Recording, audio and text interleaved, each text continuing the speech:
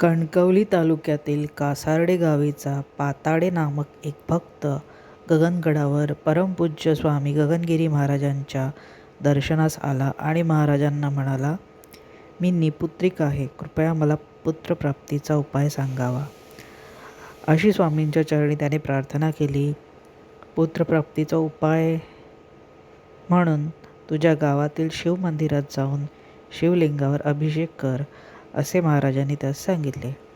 शिवाभिषेक महाराजांच्या उपस्थितीत व्हावा या इच्छेने श्री पाताडे यांनी परमपूज्य महाराजांनी स्वयं अभिषेकाच्या वेळी शिवमंदिरात यावे अशी विनंती केली आणि नाथांनी त्यास होकार दिला. एके दिवशी परमपूज्य महाराज श्री पाताळेंसमवेत कासार्डे गावातील शिवमंदिरात गेले. त्या मंदिरात मंदिराची व्यवस्था पाहणारा गावाचा गुरव होता.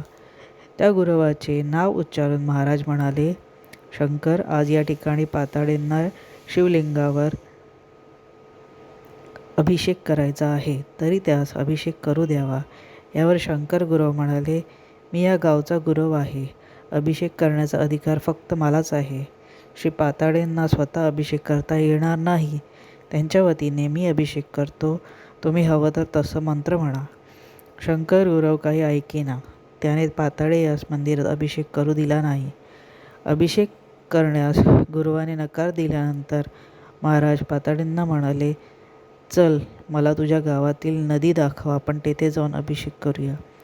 तेथून महाराज पाताळ्यांसह नदीकाठी गेले. त्या ठिकाणी स्वामींनी त्यास मातीचे शिवलिंग बनवण्यास सांगून त्यावर अभिषेक करण्यास सांगितले. स्वामींच्या आज्ञेनुसार श्री पाताळे यांनी शिवलिंग तयार करून अभिषेक करण्यास सुरुवात केली. अभिषेक चालू असताना महाराज नदी किनाऱ्यालगत असलेल्या गुहेत जाऊन बसले. गुहेत बसल्यानंतर महाराजांच्या शरीरास कंप सुटला व संपूर्ण शरीरास घाम येऊ लागला. जवळपास अनिष्ट शक्तीचा वास असल्याचे महाराजांना जाणवले. महाराज त्या गुहेतून उठले आणि त्यांनी नदीच्या डोहात जाऊन उडी मारली. परमपूज्य महाराजांनी नदीच्या डोहात उडी मारलेली पाहून श्री पाताळे अतिशय भयभीत झाले. त्या डोहात गावातील कोणीही व्यक्ती अंघोळीस किंवा पोहण्यास जात नसे, कारण नदीत अंघोळीस गेलेली व्यक्ती पुन्हा जिवंत नदी बाहेर येत नसे. यापूर्वी अशा अनेक घटना या नदीच्या डोहांमध्ये घडल्या होत्या. महाराजांनी नदीच्या डोहामध्ये उडी घेतल्याची बातमी गावभर पसरली.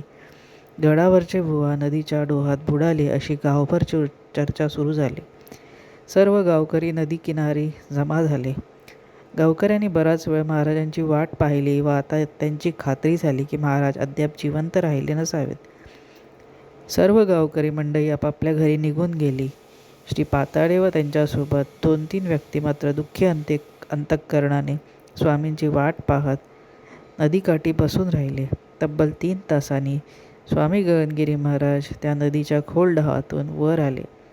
स्वामींना पाहून भक्तांचा आनंद गगनात मावेनासा झाला व आश्चर्यही वाटले. 3 तास महाराज पाण्याखाली खोलवर त्या मृत्यूच्या डोहात कसे काही राहिले आणि त्या डोहात स्वामींनी काय केले हे मात्र कोणालाही कळले नाही.